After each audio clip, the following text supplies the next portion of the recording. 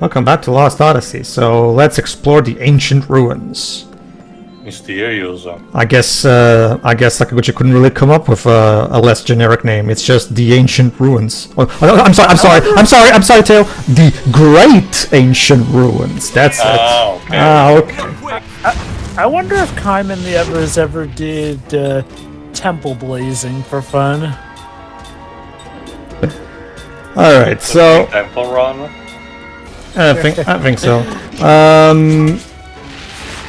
Oh. There we are. Yeah, I've already seen this pooch. Yeah. In the previous part. I mean, I don't think they had access to the Aptio. All right. Oh With the God. technology that these civilizations tend to, with the technology that these civilizations tend to have, Jova, I don't know about that. This is why I don't like random encounters. But anyway, Welcome to the club. We already went there, Jova. we already talked about this. So the point is, Exactly. yeah, like I said, the gimmick of this dungeon is those platforms, and we're going to have to do a lot of pushing and activating platforms that are deactivated. So basically, yeah, there's nothing inherently wrong with it. It's perfect. It's the perfectly serviceable dungeon. I'll take it over the one where I have to push the rock at least. Anyway, when you think about it, Immortals could make for some pretty good Tomb Raiders. Well, okay, archaeologists. Mm-hmm. Like, imagine they'd have all that time to be able to research stuff, and heck, some artifacts they could probably cross-reference themselves because they remember them from the day. They might as well just be historians. Go ahead, Dips. Oh, that right. Another switch, maybe? But we can't reach it if we're riding on this plate. Great, we're stuck, aren't we? Why did they have to build this place like a damn dungeon puzzle? Why not just have a... Jensen channeling his inner Bubsy, I guess. On top of that, going straight is getting us nowhere. This plate won't move until we get it over there. So how the heck do we get through here? Why not just have a party member activated while another moves? Jova? Perhaps one of us could just stay here and operate the plates? Ask and you shall receive, Jova. That's exactly what we can do. We don't have any choice. Let's split up here. Kaim, you go a cook's group along the bottom path, and the rest of us will go around from the top. That's another thing that Sakaguchi liked, splitting the team occasionally. In dungeons, yeah. Structure was used long ago by the Eastern tribe, so there has to be a way to get to that door. Let's try to meet up there.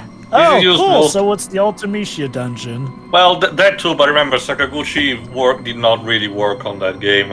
Again, Final Fantasy VI is the most, notable example of that, mostly because, your party is so big that, it's taken advantage of that, especially in the final dungeon, but even before in the game, you get to split it up, either are split up by story reason, or you get to choose which groups to handle different situations.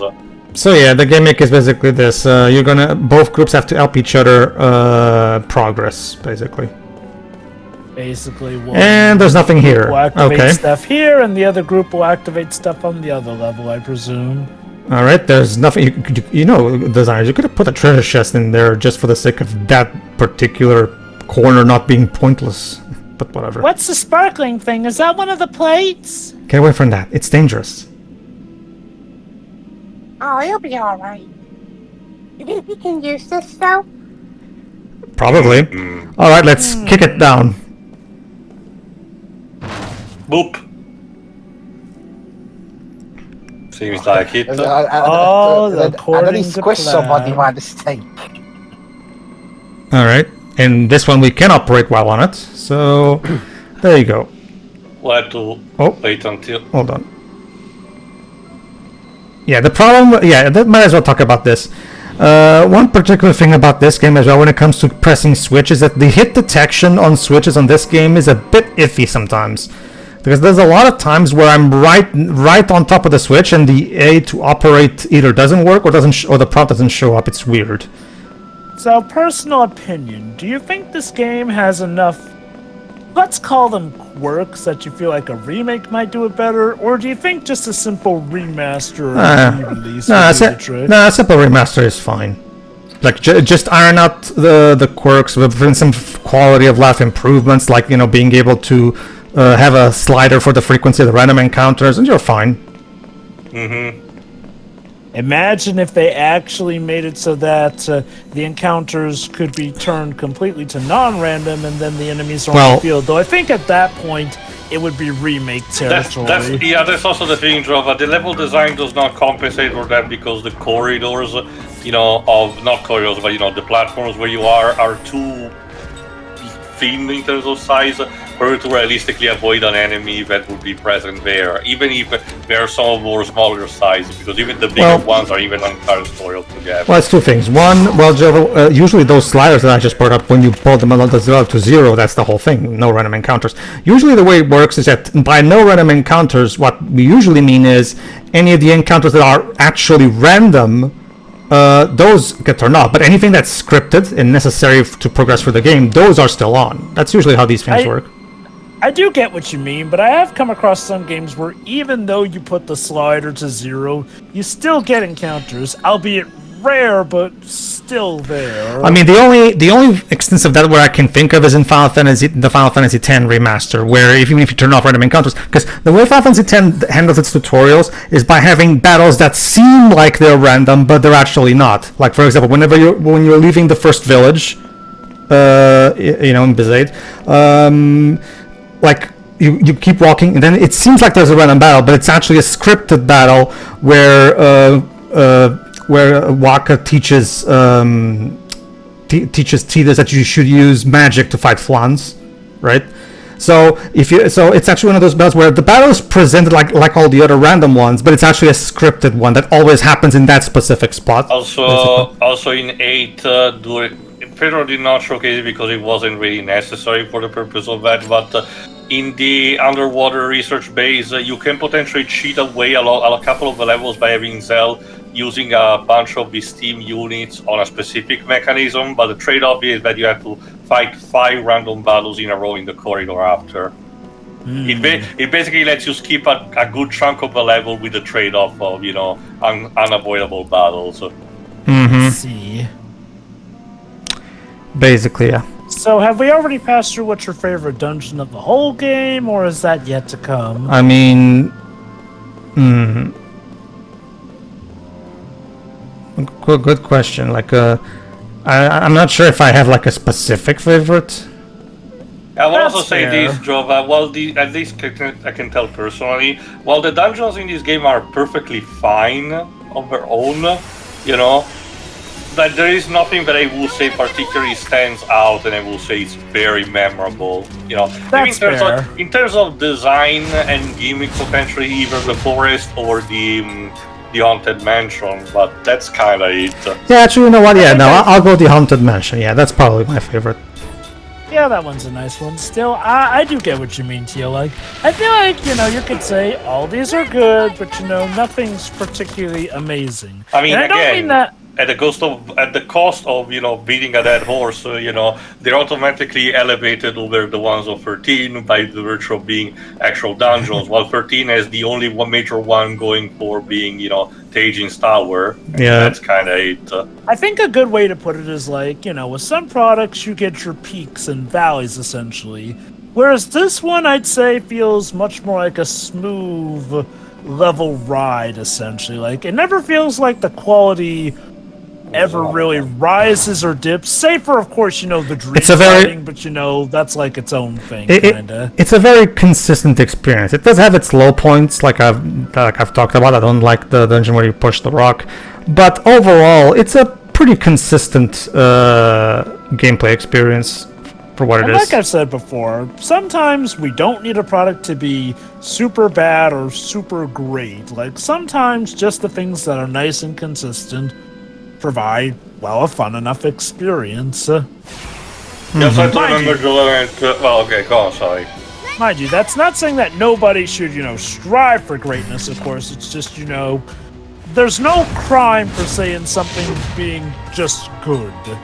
Yet, what other thing, Jova, would be, for a selling point for this game in particular, would be that, it's one of the few RPGs made in Japan that gets to have multi-5 voice acting. For some countries like Germany and French, that is pretty much an occurrence. We're pretty used to that, so it's nothing new. But for my country and Spain, for example, it is kind of a novelty. I can only speak for myself, but the only other two occasions where this really happened were The Legend of Dragoon in the past, and more recently Final Fantasy XVI. And again, both of those cases have already been an exception in our rules. So this one also applies to that. So it might be also a selling point specifically for this game. Oh, sure, like go on. And for another selling point, I do kind of consider this essentially the Final Fantasy game that got away. Sure. Again, at the cost of being provocative, it's to use a similar phrase that a comic book writer used when writing Blue Beetle. This is basically the Final Fantasy that Square was not making at the time. Basically, yeah. I realized that now people really want at all costs to use revisionist history instead of Final Fantasy 13 is actually great, but no, sorry. Okay, I wouldn't say that that's the norm. I still see most people say the 13 trilogy was bad. Well, the first game now is getting a resurgence in popularity, actually. It's a simple, like we discussed this a couple of parts ago. At the end of the day, Jova, we really just need to wait for that then re-release that we know it's going to happen eventually one way or another, so that people actually get to experience the game and realize, the actual quality of that. It's a bit similar to what happened with Chrono Cross. I'm still perfectly fine with what we got because, the way of re-releasing the game, especially because it wasn't re-released, properly released in Europe. But it was basically an occasion for people to notice how the game was such a step down compared to Chrono Trigger.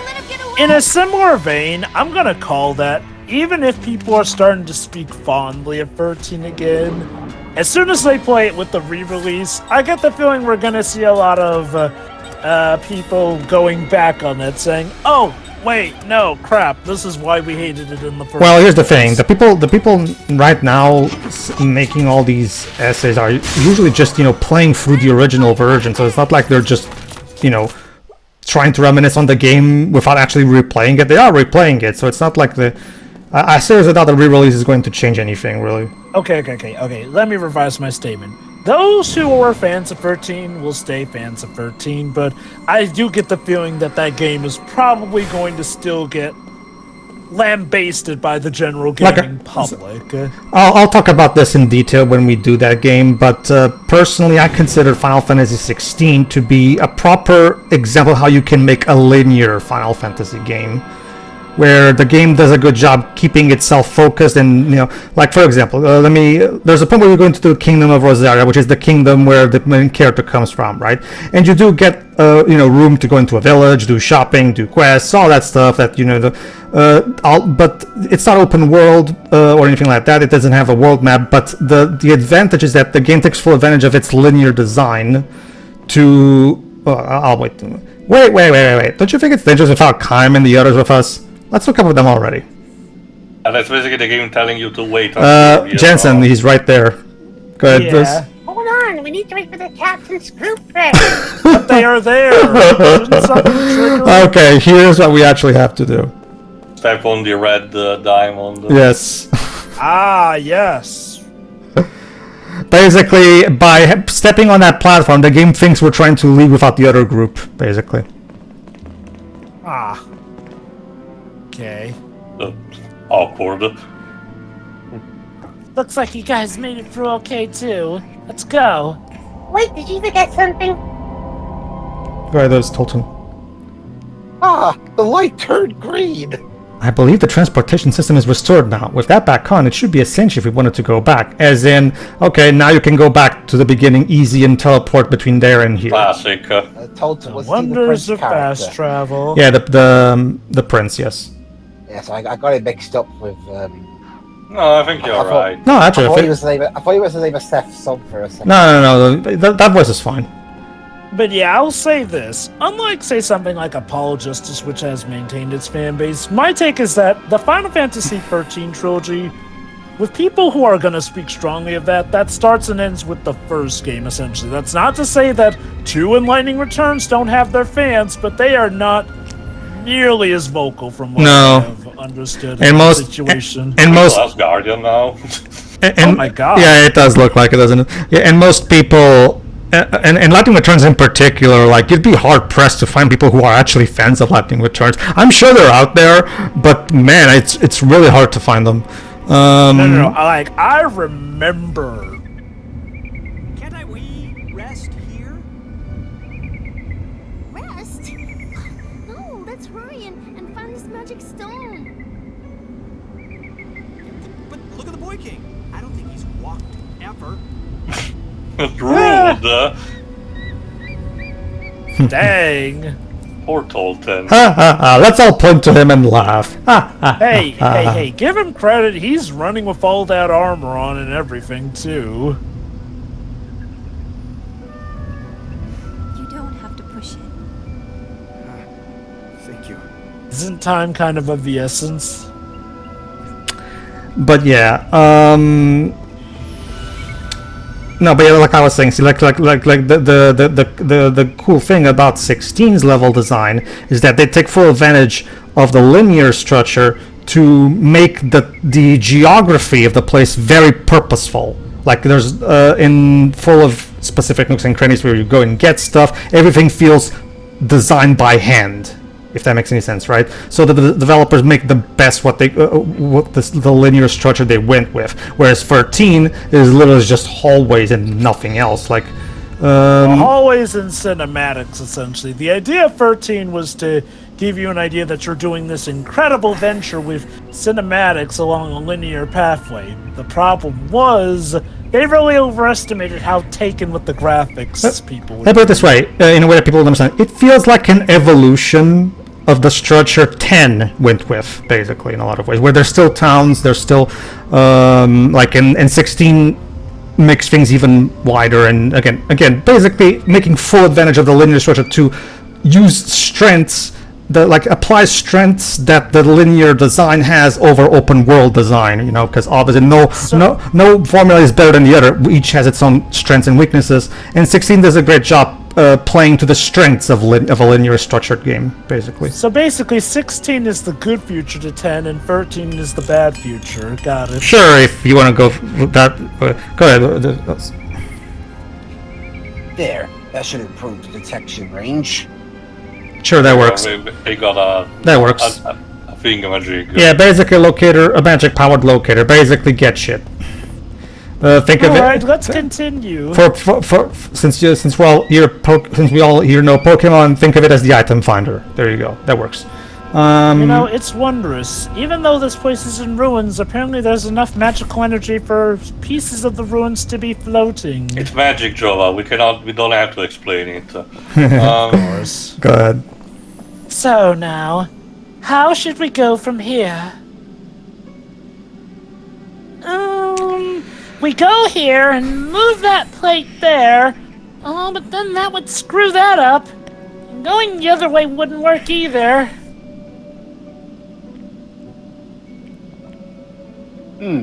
It looks like every path leads to a dead end. Yeah, one that can end in your death. Well, there's gotta be some way. Let's got split to up be. again. There's got to we be split up there. already. Well, now we have to split up again, like I said. Be thankful this is not a horror game. Yeah. Lunar Palace. Yeah, no, but that's the basic gist of it, yeah. But yeah, like Teo said, no, that's basically, this feels a lot like, you know, the game that Final Fantasy, that Square Enix at the time wasn't making. Like, I mean, again, I think one thing that would have been good to advertise it for back in the day was essentially go, hey guys, you want Final Fantasy? Well, you can get it on the Xbox, essentially. I can make an argument that even the title plays it up a bit, because, you know, when you really get down to it, okay, the title has some kind of significance, admittedly, because, you know, an Odyssey is supposed to be a journey back home, supposedly, you know, based on Homer's poem. And the idea of being lost refers to the memory loss that most of our main characters did have. So there is still some significance, but let's be fair, they probably just wanted to have a synonymous of Final Fantasy that, you know, was catchy enough. Yeah, that's what it usually does. Remember, the game he made after this. The game made after this was called The Last Story. I was about to say, why not call this Last Odyssey? That would be the perfect synonym with Final Fantasy. Well, probably also to reflect, the memory loss. Because Last Odyssey doesn't really reflect. This is not. This doesn't really. It's not like they're trying. Oh, this is the last Odyssey we'll ever make ever, or anything like that. I don't feel like that would work. Also, Last Story. Was that in any way connected to Lost Odyssey? No. It's a standalone AP, but I don't know if it was self-published by Mistwalker in Japan, but it was published by Nintendo, at least in Europe. It was, remember, Joe, it was the middle piece in the Operation Rainfall tactic. The major one people advocated was Xenoblade, and then there was also Pandora's Tower, but these days nobody remembers. For the record, in the US, it was published by Exceed. But I don't know actually who owns that AP thing, if it's Mistwalker themselves or Nintendo. It's probably it's either Mistwalker entirely or a conjunction of the two. Most likely at some point Nintendo will maybe get a developer to release it. Why not? Kind of a shame that Lost Odyssey didn't get a sequel like Blue Dragon did. I will argue Lost Odyssey doesn't really need a sequel. The ending, as you'll see, is very conclusive and doesn't really need a continuation, honestly. The only way I can see this franchise to be properly, exploited will have to be smaller scale spin-offs that are set to do in the 1,000 years. Even if you're controlling a set of different characters, and hey, occasionally you meet a cameo from same kind during his journey. See, that is connected, but you're still doing your own stuff. I guess that can work. I am still quite intrigued that Blue Dragon did actually get sequels.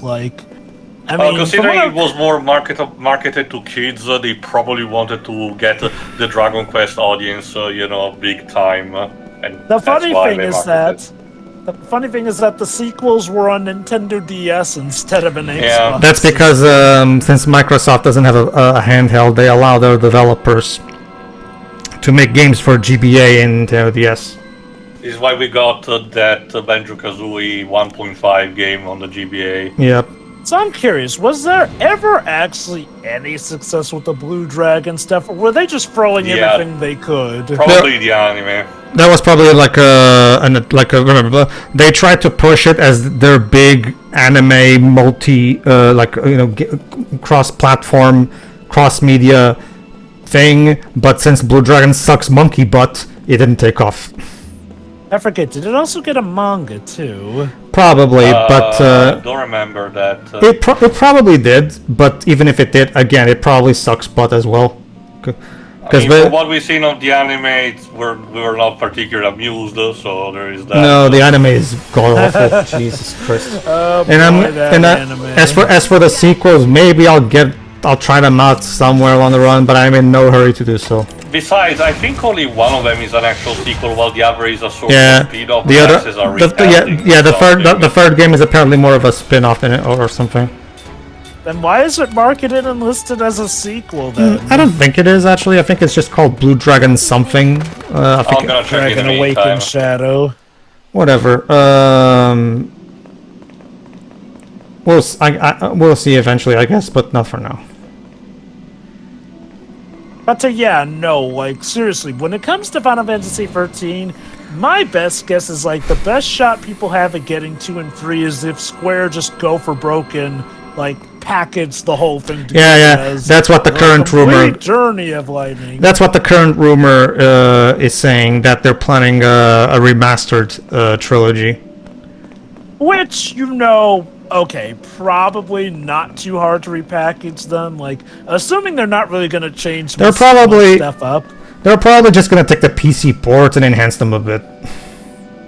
And honestly, it's probably better to try and just package them together instead of try and sell 2 and 3 on their own. Hopefully they will not screw up those ports, because like I've explained in our recent replay, the PC ports of 13 and especially 13.2 are completely busted.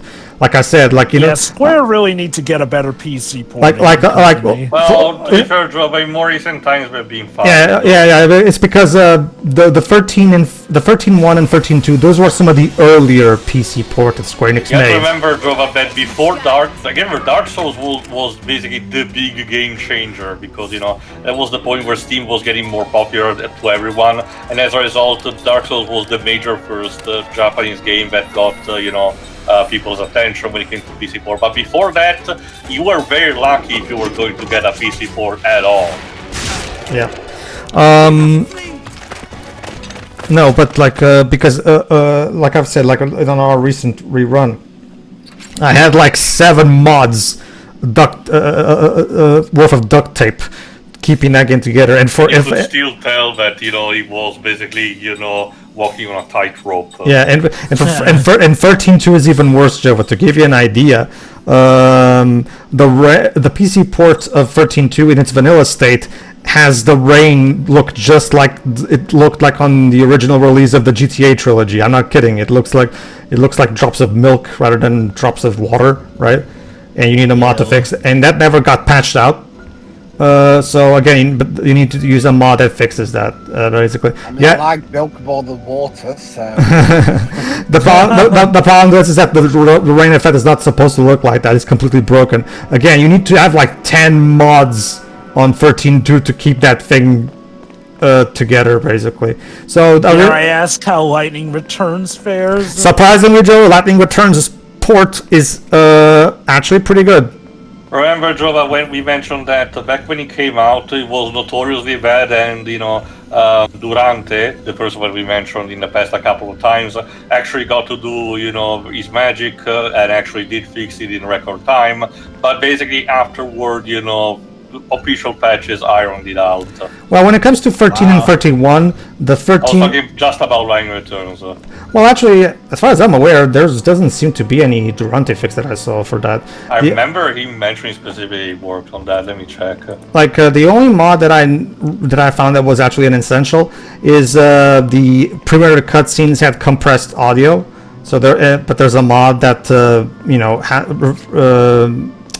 reverts the audio back to how it sounded on the PS3. Aside from that, from my testing, yeah, the PC port is just fine, and you don't see the huge amount of mods to fix things in Lightning Returns' PC port, especially because of all things, Jova, Lightning Returns' PC port actually got a patch as late as 2021, despite coming out in 2015. I guess that shows that they don't want to completely abandon it, I guess. My guess is they're just going to release this remastered trilogy, and this is going to be the proper re-release that's going to have its actual time and effort put in, and it's going to replace the current PC ports, basically. Mm-hmm. What a shame they probably won't edit the stories to not be absolute dog feces. Well, I mean, what can you even do for actually be effective on that? At this point, admittedly, you would have to do like a whole rewrite. Yeah, probably change the game. I guess it would be interesting if Toriyama and Daisuke Watanabe went back to the drawing board and rewrote the game to try to properly represent their original vision that got lost. But at the same time, the resource, time, and money spent on that would be better spent making a Final Fantasy 17. Not to mention, Toriyama is currently still involved with the remake project, FF7 remake project anyway. So. Yeah, that's like don't worry, big project. No worry too. After that, we'll get 10 free.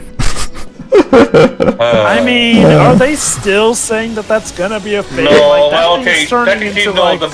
One of the most recent things they said, believe it or not, is that they would want to actually do it for 6, but they said we will take them way too long to do it. And honestly, I don't even really want it. A big scale. Again, like I said, for 7, I kind of get it because of the massive popularity, even if you don't like some of these particular aspects in regards to meta commentary of the first game, and the decision to apply the an over necessary amount of not change but money invested and effort when they could have easily just done not that as much work, But 6 really doesn't really deserve this treatment. Again, we'll have to see if that Fabled 9 remake ever comes out, and if so, if it's more contained. Something like that I wouldn't mind. Something that is more akin to how 3 and 4 were handled on Nintendo DS. Yeah, same. Given how... Sorry. But nothing that is too overblown. Given how Rebirth apparently didn't do as well as they hoped to, I'm thinking Square may have second thoughts about trying to do the whole multi-part remake on, all the big ones. There is also the fact that, as we mentioned during the fiscal years, the grim truth of the matter is that, it's 14 and the mobile games who are basically giving them put the food on the table. Basically, almost everything of the main releases never really sell as much as they want, no matter what they do. So the concerning thing is that Remake did actually sell well for them. It's like, well, Rebirth... Well, circumstances drove. I remember Remake was actually had a lot of hype, a lot of cycled good marketing, particularly during its last stretch, and it was released right as the pandemic was started. I can attest because I'm one of those idiots who technically bought it at full price, just because I was that desperate. Not to say that, I shouldn't have bought it to begin with, but I probably could have waited until the price, deflated just a bit, at the very least. The sad thing is that Rebirth sounds like it's a bit of a victim of the usual suspects. Balloon budget, therefore also being exclusive to a console that not as many people probably bought as much as the PS4. Yeah, that doesn't help either, but also they ballooned the budget, making the expectations pretty much nigh impossible, despite it selling great still. It also doesn't help that despite me liking Final Fantasy VII Rebirth a lot, in fact, it doesn't change. It also doesn't help that the 7 remake trilogy is not what people wanted out of this project. They just wanted a Blue Point game style remake. Well, Demon's Souls notwithstanding. We know what you mean. A Shadow of the Colossus style remake, an actual remake that is faithful to the original game. What people wanted was a Blue Point style remake, as in what the original development team would have made if they were making the game today. That's what people wanted. Again, remember, you have to remember that the 13 team just got done making free 13 games, and they were all incredibly panned at the time. So Square Enix executives probably came up to them and go, "Okay, you guys are now making the Final Fantasy VII remake," and it's abundantly clear that they didn't want to do that. It's abundantly clear that they just wanted to make an original game. Well, it was a bit done after Pedro. Remember, Lightning Returns came out in 2013. Remember, initially CyberConnect 2 was supposed to make the project, but after a couple of years, they got shafted, and at that point, the 13 probably was contracted. So there was a bit of a time in which we were still doing instead movies. It probably doesn't help also that Square just are constantly flip-flopping on the message of, oh, how much of this is a sequel, or is this really a remake? And come on, guys, just be straight with us at this point. Alright, see you for the next part, everybody. Yeah. See ya.